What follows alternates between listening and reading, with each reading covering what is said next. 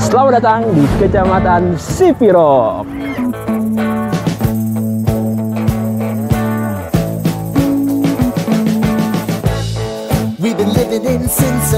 Pernah nggak kamu ngerasa capek nih sama hidup sehari-hari?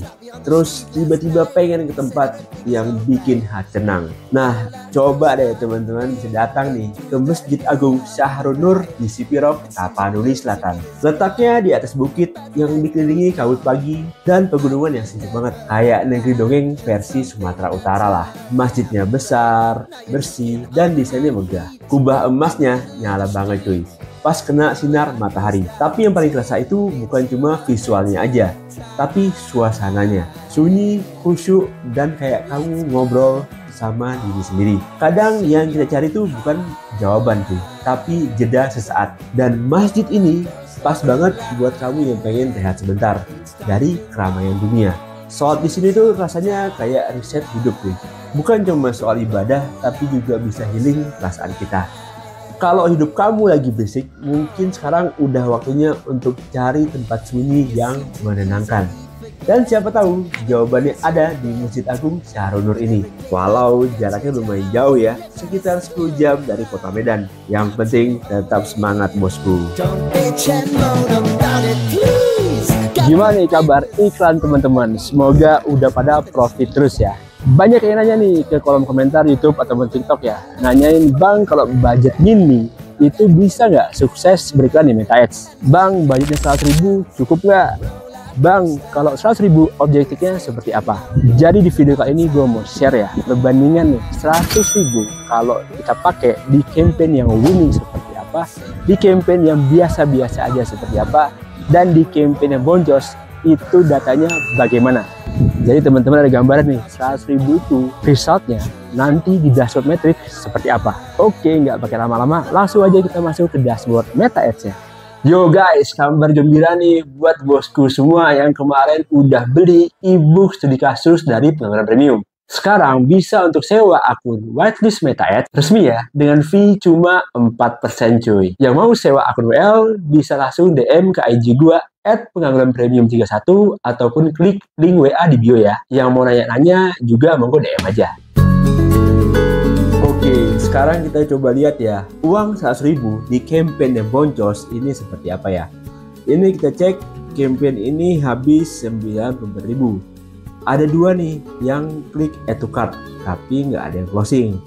Jadi purchase-nya 0 ya. Kalau kita lihat parameternya, OCLP bagus di atas 80%. CTR link click through-nya bagus, CTR all-nya bagus. Yang kena di mana cuy? CPM-nya mahal banget nih, 67.000. Untuk yang lainnya standar ya, frekuensi masih ada 1 dan CPC-nya 1000-an. Berarti dia mahal karena CPM-nya itu gede banget. Dan ketika masuk ke landing page kita, mungkin ditarik nih 2 orang ngeklik, tapi nggak menyelesaikan ke pembayaran. Akhirnya campaign ini boncos 94.000 ya. Kalau nggak salah profit per produknya ini sekitar marginnya sekitar 75.000 apa 99.000 ya, gue lupa. Yang pasti campaign ini boncos. Jadi ini ya penampakan uang 100.000 kalau di campaign yang boncos. Nah sekarang penampakan uang 100.000 kalau di campaign yang biasa-biasa aja ya. Ini budgetnya emang 150.000 tapi habisnya 103.000. Jadi CPP-nya sekitar 50.000-an ya. Nah, yang kita bisa lihat di sini sebenarnya ada 10 user nih yang klik add to cart. Tapi yang menyelesaikan pembayaran cuma 2 doang. Jadi landing page to IC-nya tuh kecil banget ya, cuman sekitar 4%. Kita lihat di CPM-nya ini masuk 27.000-an. Kalau campaign seperti ini yang perlu kita perbaiki adalah di landing page kedua ya, karena gue pakai 2 landing page nih yang di sininya. Jadi orang udah tarik buat klik tapi nggak minat untuk menyelesaikan pembayaran. Bisa karena harga, bisa karena kurang scarcity-nya nih di halaman kedua. Jadi orang merasa kurang urgent untuk membelinya. Nah mungkin kita bisa tambahin di landing page keduanya testimoni, terus tambahin bonus, tambahin juga kenapa kita harus beli produk ini. Mungkin ini yang nanti akan gue perbaiki di landing page keduanya. Oke, sekarang kita cek kalau di campaign yang agak bagusan ya hasilnya. Tapi gue nggak nemu yang campaign 100.000 hasilnya agak bagus. Yang gue temuin agak mirip ya, campaign 200.000 sama 300.000. Yang kalau total mungkin sekitar 660.000 lah untuk kedua campaign ini. Di campaign ini seingat gue pakai event conversionnya itu add to cart, bukan purchase ya. Nah, dapat 40 add to cart nih. Jadi rata-ratanya sekitar 16-15.000 lah per add to cart-nya. Dari sini terlihat ya, CTR-nya di atas 1,2, terus OCLP-nya juga masuk di atas 0,8, frekuensinya masih 1, kemudian CPM-nya murah banget ya, di 16 ribuan. Nah, salah satu contoh campaign yang winning bisa menang di audience itu CPM-nya cuy. Bandingkan dengan tadi ya, yang campaign-nya boncos CPM 60 ribuan. Campaign yang biasa-biasa aja sekitar 20-30 ribu. Nah, campaign yang bisa dikatakan winning ini itu CPM-nya di angka 16 ribuan. Nah, ini yang membedakan di antara 3 campaign tadi ya. Jadi kontennya nih yang kemungkinan besar masuk ke audiens sehingga campaign ini bisa winning. Jadi kalau teman-teman lihat ya, salah satu yang membedakan 3 campaign tadi adalah CPM-nya. Nah, sekarang kita coba tanya nih sama ahli kita ChatGPT. Kenapa CPM Meta Ads itu bisa mahal? Nah, CPM itu, jawabannya ya, CPM itu adalah cost per mile alias biaya per 1000 tayangan. Bisa mahal karena beberapa faktor yang mempengaruhi kompetisi dan efektivitas iklan. Yang pertama nih ya, tingkat persaingan yang tinggi alias ad auction. Nah, Meta Ads itu menggunakan sistem lelang. Semakin banyak iklan yang mentargetkan audiens yang sama, maka CPM-nya semakin mahal.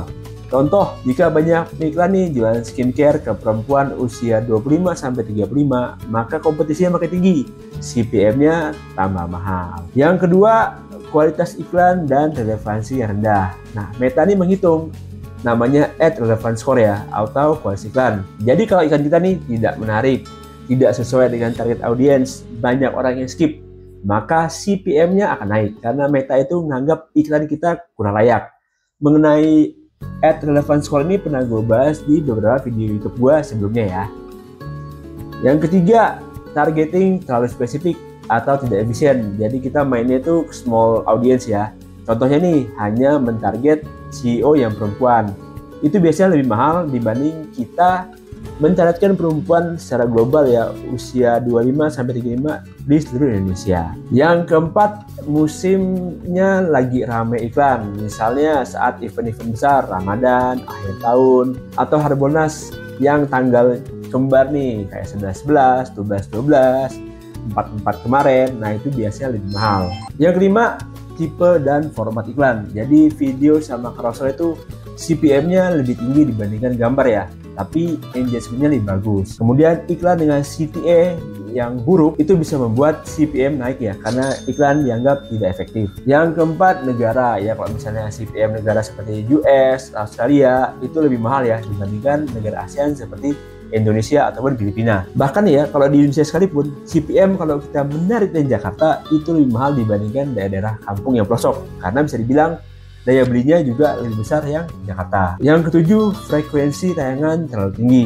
Ya, teman-teman bisa lihat ya, kalau iklan kita ditampilkan ke orang yang sama terlalu sering, performa turun, CPM naik, karena Meta akan lebih susah nih menemukan audiens baru yang mau engage.